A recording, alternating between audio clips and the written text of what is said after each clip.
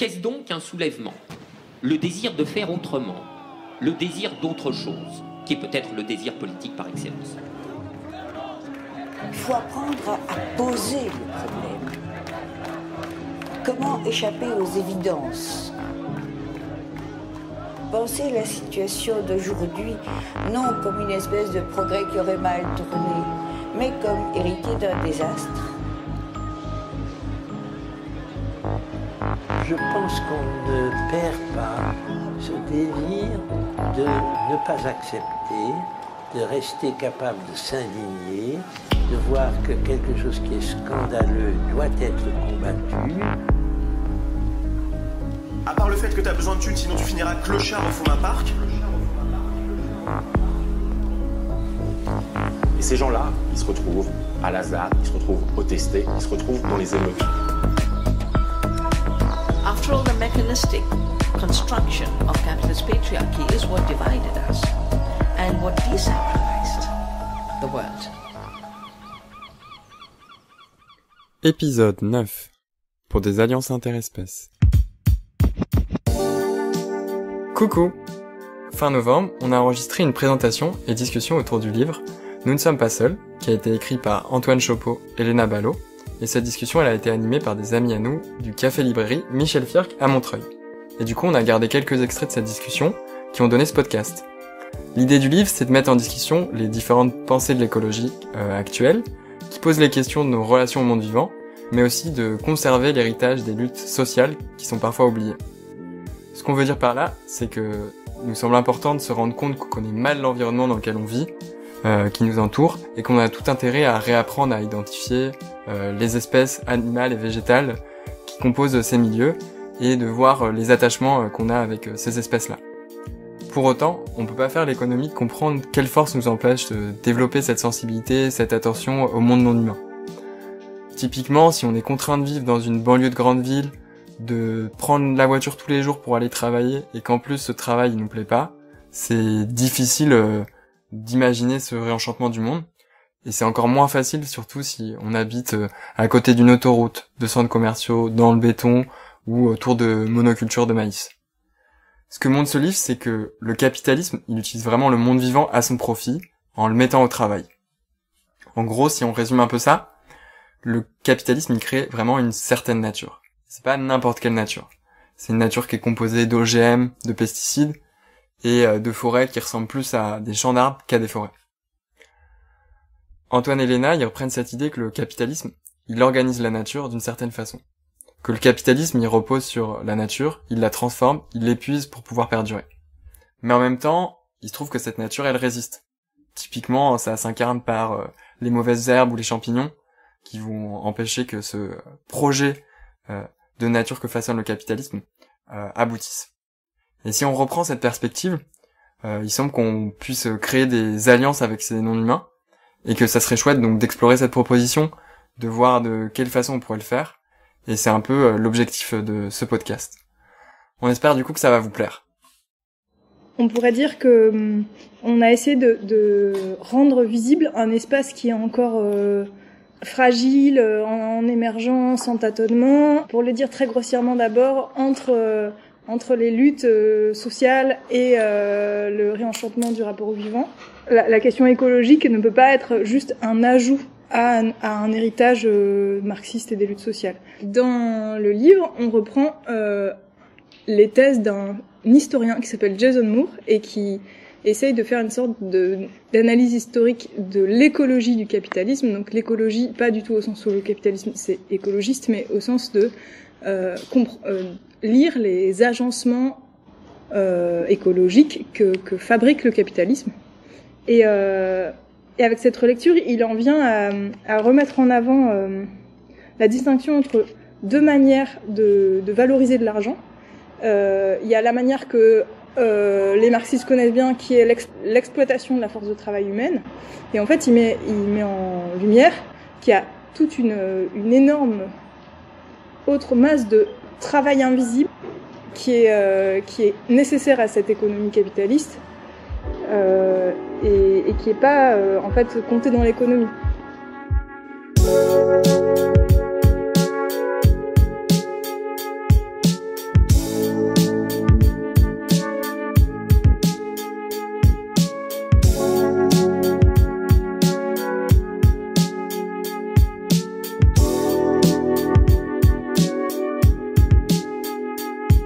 Dans Nous ne sommes pas seuls, les auteurs proposent d'élargir la notion de travail au vivant, en considérant que toute activité humaine, animale, végétale, d'un fleuve, etc., qui contribue à créer de la valeur monétaire et du profit économique, correspondent à une forme de travail. De cette manière, la nature dans l'écologie du capital est mise au travail, c'est-à-dire qu'elle existe pour créer de la valeur pour le capital. Notre ami de la librairie Michel Firck revient sur cette notion et en donne 2 exemples dans le cas du soja et des abeilles. Mettre au travail, par exemple, la rivière ou le soja, c'est pas le soja qui travaille, c'est qu'il est mis au travail dans un cadrage qui le fait travailler, ou qui utilise certaines capacités du soja au profit des humains ou au profit de son élevage industriel. Mais que cette notion de mise au travail, elle est un peu spécifique quand même, et qu'il ne s'agit pas de dire que le soja travaille dès qu'il pousse dans la terre. C'est un peu plus fin que ça. S'intéresser à comment certaines plantes sont devenues hégémoniques et répandues mondialement parce qu'elles ont été mises au travail. Et quand on fait la liste des plantes hégémoniques, ça se réduit beaucoup par rapport à l'étendue des plantes existantes dans le monde. On parle essentiellement de l'huile de palme, du soja, du cacao, du maïs, du café, du coton. Enfin, finalement, disons, je les liste pas toutes, mais il y en aura à peu près une dizaine, quoi, de ces plantes qui ont été mises au travail. C'est-à-dire que, par exemple, pour le soja, à partir des années 1910, 1920 et par la suite, il y a tout un processus de sélection des gènes, de sélection des espèces qui sont les plus vaillantes, une adaptation presque des graines en fonction, une adaptation très forcée des sols et des calculs très précis pour arriver à avoir une agriculture la plus dense possible et la plus productive possible autour du soja. La principale usage du soja, c'est pour la nourriture animale, pour l'élevage industriel. On en trouve aussi dans le solvant, dans les nuggets, dans les pots de peinture, dans la margarine. Et quand on a parlé de la plantation la dernière fois, il s'agissait un peu de saisir un peu les opérations par lesquelles, ce qu'est la plantation et comment certaines plantes ont été schématisées comme ça dans ces processus de plantation. Et que ça suppose encore une fois que les capacités un peu dynamiques de régénération d'une plante, de transmettre les graines d'une génération à l'autre, de se reproduire, d'avoir des capacités un peu adaptatives, ont été réduites en général au minimum et au plus effectif dans les champs, et ont été plutôt uniformisées et standardisées, pour le dire très vite. Et qu'il y a tout ce processus qui réduit un peu ce que, dans le cadre du travail, on appelle la partie du travail vivant du côté des plantes, quoi. Toutes les capacités un peu régénératives et tout ça sont complètement réduites à néant. Lorsqu'ici on parle de plantation, on fait référence au système de la plantation coloniale, qui correspond aux premières formes d'organisation moderne de la production capitaliste, via le recours à l'esclavage et à une forme d'agriculture organisée autour des plantes hégémoniques. La plantation, c'est un véritable tournant historique de la façon de se rapporter à la terre. Il s'agit de l'avènement historique de la monoculture sur des terres clôturées, possédées par des élites économiques et politiques, et qui reposent sur l'homogénéité des cultures et leur contrôle. La plantation, c'est donc la destruction à la fois des espèces non désirables et de nombreuses variétés de semences, mais aussi la dépossession des terres communes et la destruction des corps par l'esclavage et le travail. On a fait une autre séance sur la mise au travail des abeilles, qui ont été très tôt impliquées dans l'élevage et la culture des arbres fruitiers notamment, et qui ont déterminé un peu la forme qu'a pris cet élevage, notamment la répartition des arbres sur les champs, et qui continue aujourd'hui avec les élevages de bourdons dans des petites boîtes, qui servent un peu par centaines d'élevages. Enfin, c'est des petites boîtes qui sont répandues un peu partout, pour ensemencer les tomates par exemple, à peu près en Bretagne et partout. Et les bourdons sont tellement mis au travail qu'on s'est aperçu que si on faisait passer la reine dans du gaz carbonique, ça les réveillait de son hibernation, ce qui permettait de faire 2 cycles en une seule année, par exemple.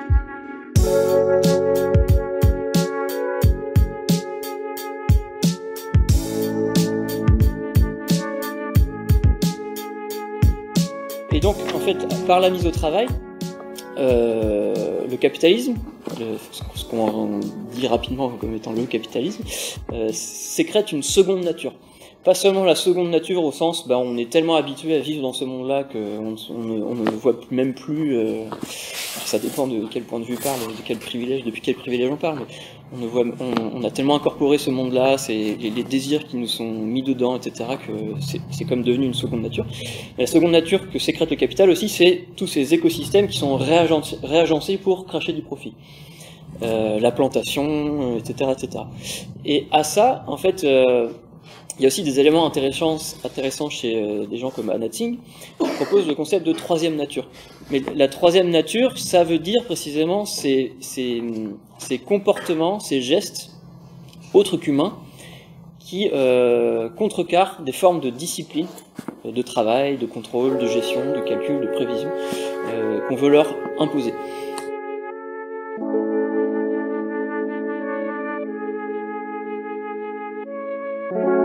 Nous, on reprend un exemple qui nous a beaucoup marqué, c'est les capacités de certaines plantes sauvages à résister aux pesticides dans les plantations.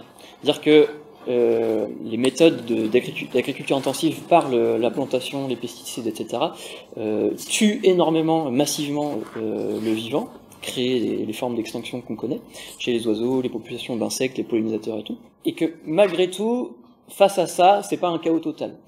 Au sens où l'erreur qu'il y aurait à faire de notre point de vue, ce serait de dire que la nature, finalement, le capitalisme s'en sert comme ressource, et que le problème, ce serait de dire, en fait, de notre côté, mais en fait, la nature est essentiellement victime, en position de victime, impuissante.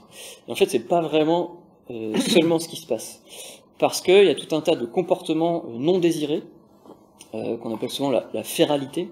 Ça vient de féral, férus, fier, farouche, etc. Ce qui est capable de mener soi-même son existence, malgré les contraintes qu'on lui impose. Et en fait, cette féralité, un des exemples frappants aujourd'hui, c'est dans l'agriculture intensive, c'est les plantes qui résistent aux herbicides et aux pesticides en général. Et il y a un article du New York Times qui est sorti cet été, qui était assez fascinant, sur la résistance, c'est une plante sur laquelle on a travaillé dans le livre, la résistance des amarantes, les amarantes Palmer notamment, et c'était un article sur ce qui se passe aux États-Unis. Et on voit depuis les années, je sais pas, depuis 30 ans, etc., une espèce d'accumulation massive de résistance petit à petit, de micro-résistance végétale. Et il se trouve que les amarantes de Palmer aux États-Unis sont en train de devenir une calamité agricole, et qu'en fait, les ingénieurs des biotechnologies, etc., se rendent compte qu'elles sont en train d'inventer des nouvelles formes de résistance qu'ils ne soupçonnaient même pas d'être possibles. Et jusque-là, en fait, les plantes étaient capables de multiplier les gènes qui étaient ciblés par les molécules de glyphosate, notamment, l'herbicide de Monsanto, Roundup. Et en fait, il se trouve qu'il y a une espèce de guerre comme ça aux inventions issues de l'évolution, et puis les réponses que les biotechnologies vont imposer, puis une espèce de course comme ça. Les ingénieurs des biotechnologies sont dépassés parce qu'il y a une nouvelle forme de résistance qui est survenue par le hasard évolutif. C'est ce qu'ils appellent la résistance métabolique. Et une résistance métabolique, en fait, ça fait que les amarantes Palmer, elles sont capables de digérer, en fait, de disséquer les molécules de glyphosate qu'on leur envoie dessus. Et elles sont complètement immunisées, à tel point qu'ils se disent que d'ici 5 à 10 ans, en fait, il va y avoir ce qu'on appelle un point de bascule, un tipping point, où il n'y aura plus aucun moyen chimique de pouvoir répondre aux propagations des amarantes Palmer dans les champs de soja, de coton, etc., etc. Et en fait, le moment dans lequel on est, alors c'est Jason Moore qui forge ce terme-là, c'est un moment d'accumulation de ce qu'il appelle de valeur négative. C'est-à-dire que là où le but de tout bon capitaliste, c'est d'investir de l'argent pour récupérer plus d'argent à la fin, en fait, il se trouve que on a fait des inventions, on a mis beaucoup d'argent dans les laboratoires, des ingénieurs, etc., pour mettre au point un combo soja, pesticides et les machines qui vont avec, et puis toute l'agriculture 2.0 qui arrive aujourd'hui, agriculture dite de précision. On a mis énormément d'argent pour engendrer des pertes structurelles d'argent au bout du compte. Ce qu'Antoine veut dire par là, en reprenant le concept de valeur négative de Jason Moore, c'est que du fait des résistances du vivant dans le domaine agricole, par exemple avec les mauvaises herbes résistantes, tout le capital investi, et donc toutes les infrastructures agricoles déployées, coûtent toujours plus cher et conduisent à leur propre perte à terme. Plus l'agriculture conventionnelle se développe, plus les résistances se développent aussi. Émergent donc des formes de nature de plus en plus hostiles à l'accumulation du capital, et ne pouvant être corrigées ponctuellement que par des stratégies de plus en plus coûteuses et toxiques. La valeur négative oblige le capital à payer toujours plus cher les coûts de son activité.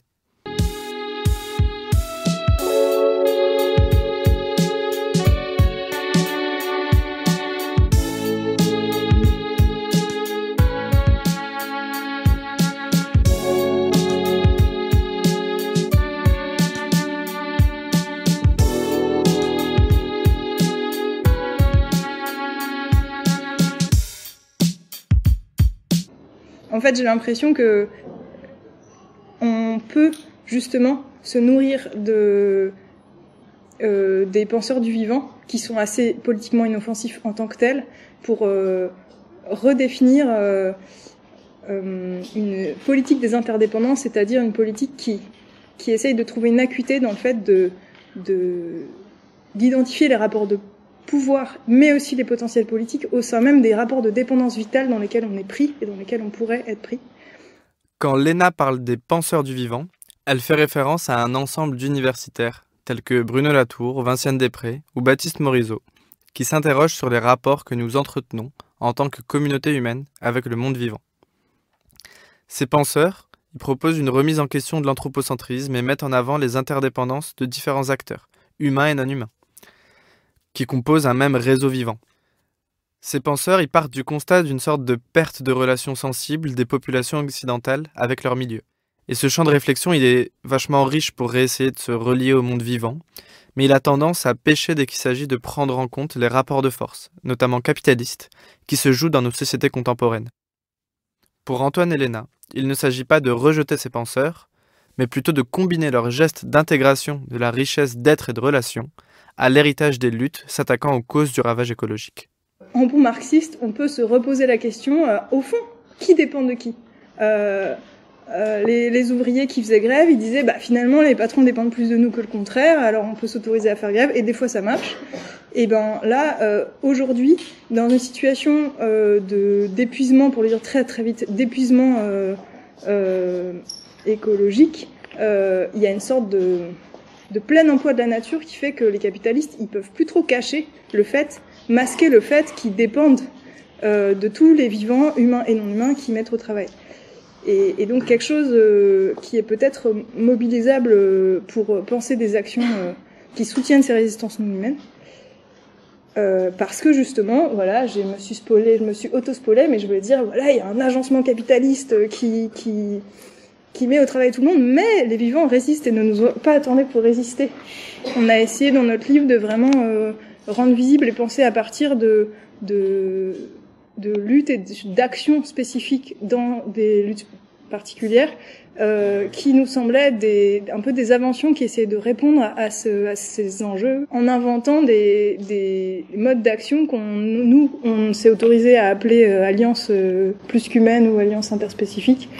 En tout cas, des modes d'action qui entrent en relation avec des actions portés par d'autres vivants qui sont pas humains, en essayant d'amplifier leurs actions, en essayant de suivre leurs orientations, etc.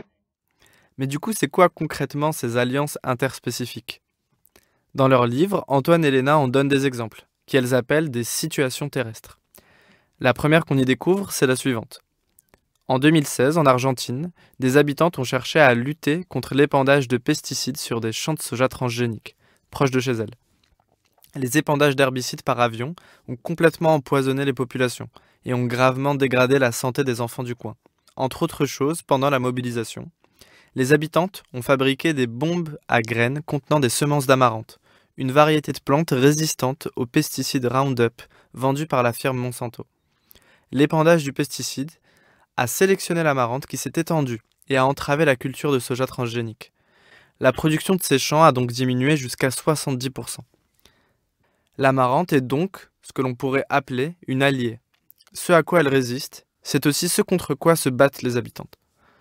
Par la suite, de nombreux producteurs ont renoncé à la culture d'OGM et sont retournés au développement de semences paysannes et aux pratiques d'agriculture traditionnelle, destinées non pas à la rente agricole mais à l'autonomie alimentaire.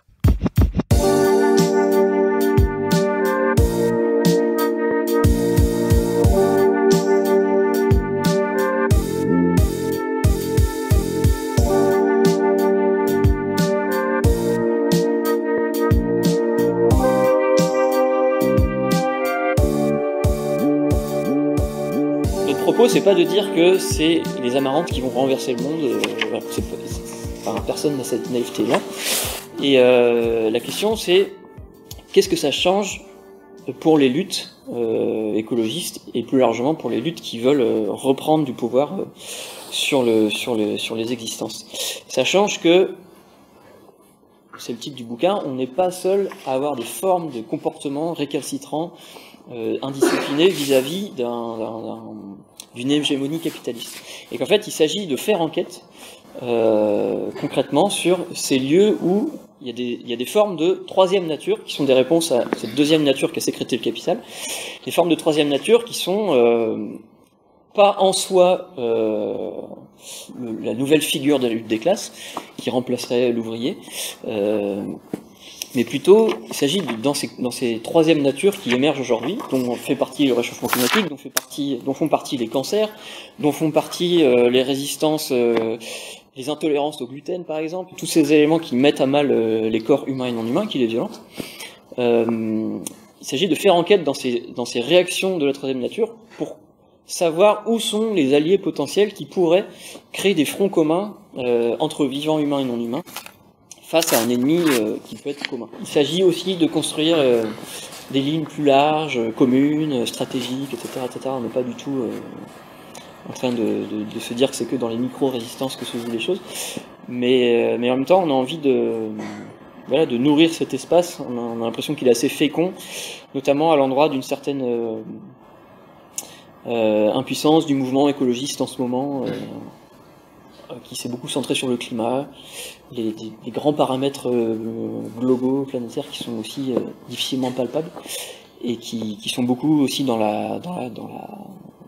à la fois dans la pression populaire, mais dans la demande de grands chiffres, de réduction, etc.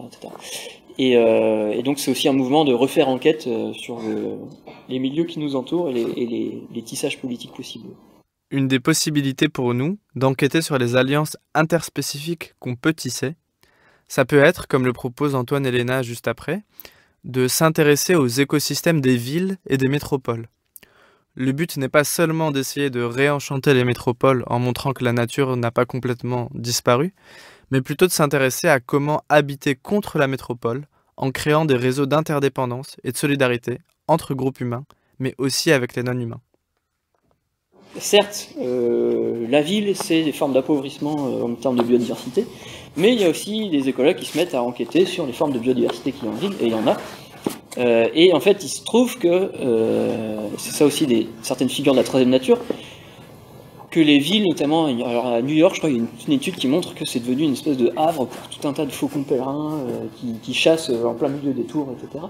Il y a ça, il y a le fait que certaines erreurs humaines déclenchent des conditions favorables un peu précaires et dégueulasses pour certains animaux. Il y a plus de rats à Paris que d'habitants, voilà, etc. Mais il y a cette dimension-là que les villes, elles peuvent aussi être plus diversifiées que ce qu'on croit dès lors qu'on enquête dessus.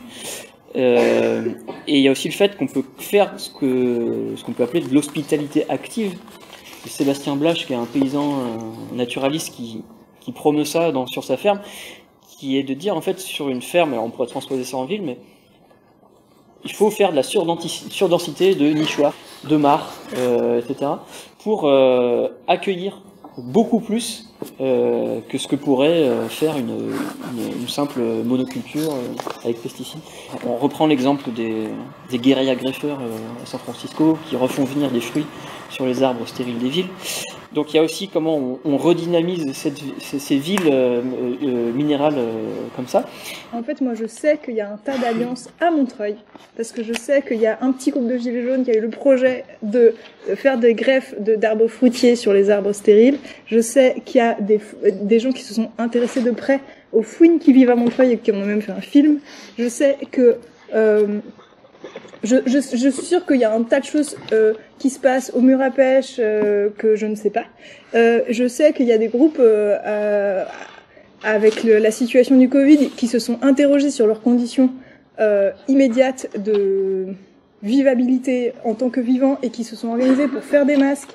Alors que Macron disait qu'il fallait surtout pas mettre des masques, qui se sont organisés pour faire de la bouffe et distribuer de la bouffe. Tout ça, c'est déjà énorme en fait. Enfin, c'est déjà énorme au sens où c'est déjà vraiment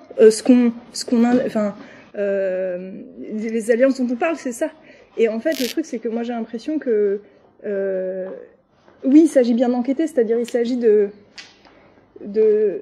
lire nos situations et nos paysages depuis la lecture de c'est quoi les réseaux c'est quoi l'écologie de ce quartier, c'est quoi l'écologie, c'est quoi les relations de dépendance vitale qui lie tel et tel groupe humain, machine, autres êtres vivants, etc.